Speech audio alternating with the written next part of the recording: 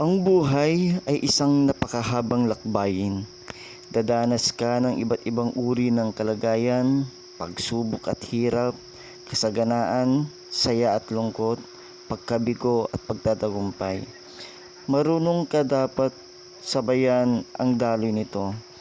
Kagaya ng punong ito, bago nasapit ang ganda at tayog, nagdaan ito sa malakas na ulan, hangin at matinding bagyo na may halintulad nating mga pagsubok sa buhay, na sa bawat araw na lumilipas habang namumukadkad ay kailangang maging matatag upang tumayong taglay ang katapangan, pagsusumikap at determinasyon upang maabot ang rurok ng tagumpay.